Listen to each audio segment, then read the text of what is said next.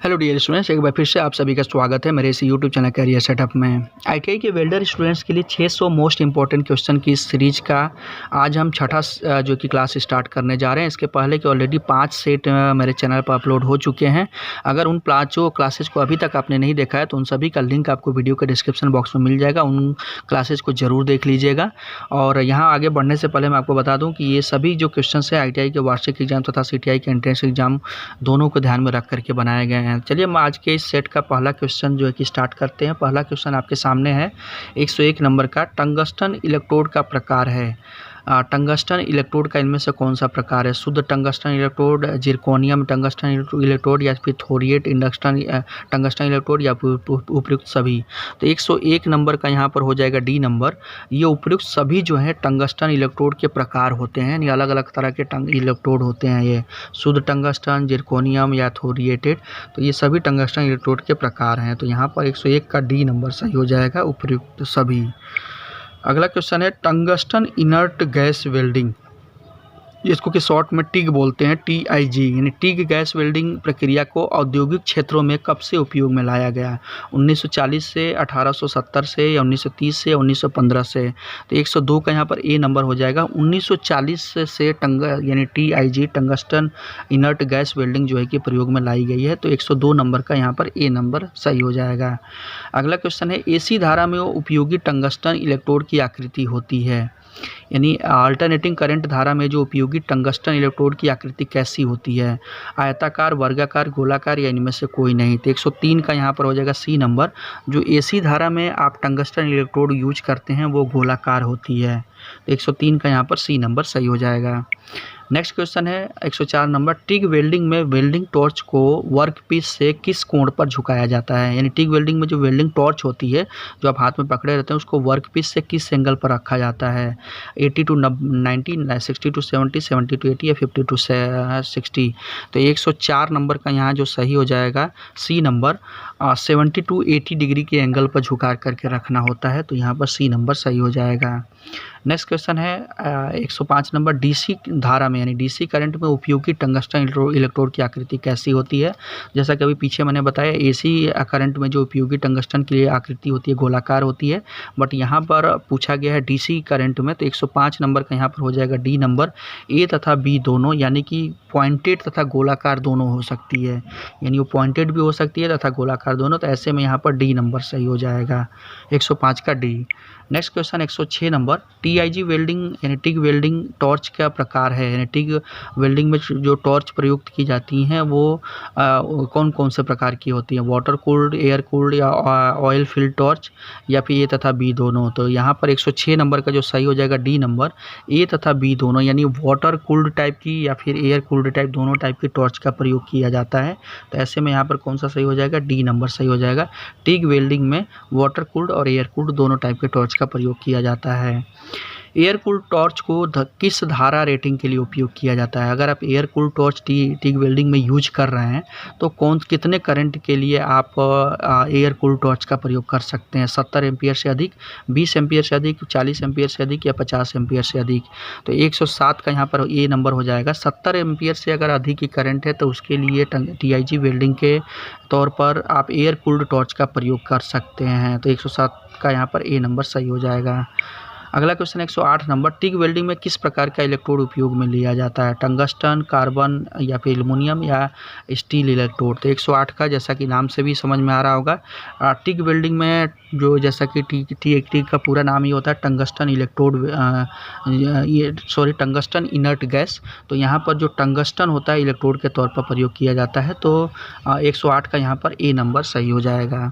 अगला क्वेश्चन है AC TIG welding में उपयोगी इलेक्ट्रोड है, यानी AC TIG यानी टंगस्टन इनर्ट गैस वेल्डिंग में उपयोगी इलेक्ट्रोड कौन सा होता है? शुद्ध टंगस्टन इलेक्ट्रोड, जिरकोनियम, थोरियम या फिर थोरिएटेड टंगस्टन इलेक्ट्रोड या उपयुक्त सभी? तो 109 का यहाँ पर हो जाएगा बी नंबर सही। AC टिग वेल्डिंग में जो उपयोगी इलेक्ट्रोड है जिरकोनियम टंगस्टन इलेक्ट्रोड होता है। तो 109 नंबर का यहाँ पर हो जाएगा बी नंबर सही। जिरकोनियम टंगस्टन इलेक्ट्रोड का AC टिग वेल्डिंग में उपयोग किया जाता है। तो 109 नंबर का यहाँ पर बी नंबर सही हो जाएगा। अगला क्वेश्चन 110 नंबर, टंगस्टन इलेक्ट्रोड का उपयोग क्यों किया जाता है? इलेक्ट्रोड की उम्र को बढ़ाने के लिए, अलौह धातुओं पर उच्चतम करंट अनुप्रयोग करने के लिए, मृदु इस्पात एवं स्टेनलेस स्टील की वेल्डिंग करने के लिए, उपयुक्त सभी। तो 110 का यहाँ पर हो जाएगा डी नंबर। टंगस्टन इलेक्ट्रोड का उपयोग इन सभी के लिए किया जाता है। इलेक्ट्रोड की उम्र को बढ़ाने के लिए, अलौह धातुओं पर उच्चतम करंट अनुप्रयोग के लिए और मृदु धातु एवं स्टेनलेस स्टील की वेल्डिंग करने के लिए। तो 110 का यहाँ पर डी नंबर सही हो जाएगा। नेक्स्ट क्वेश्चन 111 नंबर, विभिन्न धातुओं की मोटाई के लिए टिग वेल्डिंग पैरामीटर कौन सा है?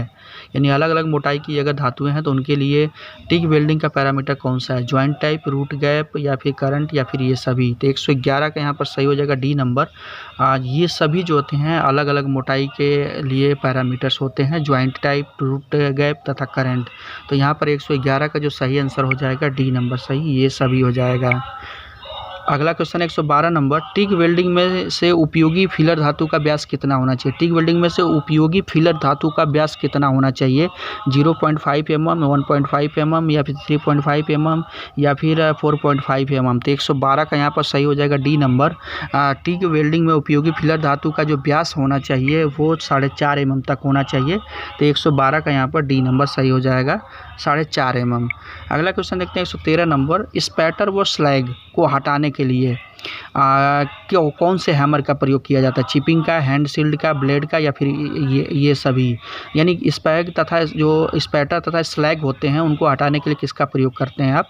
जो वेल्डिंग के बाद ये जो अनवांटेड चीज़ें होती हैं आपके वेल्डिंग यानी वर्कपीस पर छूट जाती हैं, उनको हटाने के लिए आप किसका प्रयोग करते हैं?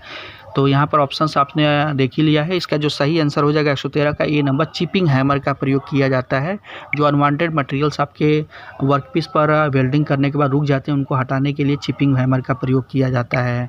अगला question 114 number, TIG arc welding किसकी वेल्डिंग के लिए उपयुक्त नहीं है? मोटी चादरों के लिए या फिर पतली चादरों के लिए, एल्युमिनियम धातु के लिए या मैग्नीशियम धातु के लिए?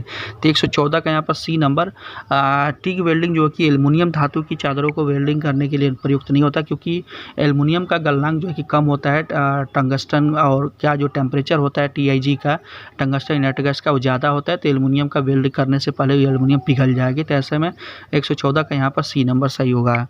अगला क्वेश्चन 115 नंबर, कौन सा लाभ tungsten inert gas arc welding में नहीं होता है? स्पैटरिंग दोष नहीं होता है, मेटल जमा करने की उच्च दर होती है या फिर उष्मा प्रभावित क्षेत्र बड़ा होता है, पेनिट्रेशन की गहराई अधिक होती है। तो 115 का यहाँ पर सही हो जाएगा सी नंबर, जो कि टंगस्टन इनर्ट गैस में ये लाभ नहीं होता है, यानी कि उष्मा प्रभावित क्षेत्र बड़ा होता है। तो यहाँ पर ये 115 का यहाँ पर सी नंबर हो जाएगा। कौन सा लाभ टंगस्टन इनर्ट गैस वेल्डिंग में नहीं होता है? तो यहाँ पर सी नंबर, 115 का सी नंबर सही हो जाएगा। अगला क्वेश्चन 116 नंबर आपके सामने, टिग वेल्डिंग में निष्क्रिय गैस की मुख्य विशेषता है। टिग वेल्डिंग में जो निष्क्रिय गैस होती है उसकी मुख्य विशेषता क्या होती है? ऑक्सीकरण से सुरक्षा होता है, या संक्षारण यानी कोरोजन से सुरक्षा, या वेल्डिंग स्पीड को बढ़ा देता है, या फिर आर्क की लंबाई को बढ़ाता है। तो 116 का यहाँ पर सही आंसर हो जाएगा ए नंबर, ऑक्सीकरण यानी ऑक्सीडाइजेशन से आपको सुरक्षा देता है। तो ऐसे में यहाँ पर 116 का ए नंबर हो जाएगा। जो अगला क्वेश्चन 117 नंबर, 100 एम्पीयर तक की धारा पर टिग वेल्डिंग गन को ठंडा रखा जाता है, किसके द्वारा? मिट्टी द्वारा, हवा द्वारा, ए तथा बी दोनों, या उपयुक्त में से कोई नहीं। तो 117 का यहाँ पर सही आंसर हो जाएगा 117 का बी नंबर, हवा द्वारा जो कि 100 एम्पीयर तक की धारा पर टिग वेल्डिंग गन को ठंडा रखा जाता है। तो यहाँ पर 117 का बी नंबर सही हो जाएगा, हवा द्वारा। अगला क्वेश्चन देखते हैं 118 नंबर, बेस मेटल या पूरक धातु को एक साथ पिघलाने की क्रिया क्या कहलाती है? बेस मेटल तथा पूरक धातु जो होती है उसको एक साथ पिघलाने की प्रक्रिया को हम क्या कहते हैं? फ्यूजन, फोर्ज, सॉलिड या फिर ऑर्क। तो 118 का यहाँ पर ए नंबर हो जाएगा। अब बेस मेटल तथा फ्यूजन धातु को, पूरक धातु को एक साथ मिलाने की प्रक्रिया को हम फ्यूजन बोलते हैं। तो 118 का यहाँ पर ए नंबर सही हो जाएगा। नेक्स्ट क्वेश्चन 119 नंबर, विद्युत आर्क वेल्डिंग में प्रयोग होने वाला वेल्डिंग सेट क्या कहलाता है? यानी इलेक्ट्रिक आर्क वेल्डिंग में जो प्रयोग होने वाला वेल्डिंग सेट होता है उसको हम क्या कहते हैं? DC generator set, AC rectifier set या DC रेक्टिफायर सेट। तो 119 का यहाँ पर डी नंबर हो जाएगा, ये सभी। यानी जो इलेक्ट्रिक आर्क वेल्डिंग में आप यूज करने ट्रांसफार्मर टाइप का जो देखते होंगे उसको यूज किया जाता है वेल्डिंग करने के लिए, उसको DC generator set, AC rectifier set तथा DC रेक्टिफायर सेट ये सभी बोला जाता है। तो 119 का यहाँ पर डी नंबर सही हो जाएगा।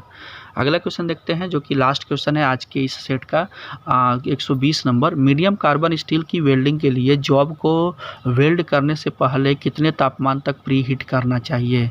यानी माइल्ड कार्बन स्टील MCS को जॉब को वेल्ड करने से पहले कितने तापमान तक उसको पहले प्री हीट करना चाहिए? प्री हीटिंग यानी पूर्व तापन जिसको कि कहते हैं। 100 से 200, 150 से 200, 250, 200 से 250 या फिर 300 से 400। तो 120 का यहाँ पर हो जाएगा B number. Medium carbon steel को वेल्ड करने से पहले उसका जो पूर्व तापन किया जाता है वो 150 से 250 डिग्री सेंटीग्रेड तक प्री हीट किया जाता है उसको, उसके बाद ही आप वेल्डिंग कर सकते हैं। तो 120 का यहाँ पर बी नंबर सही हो जाएगा।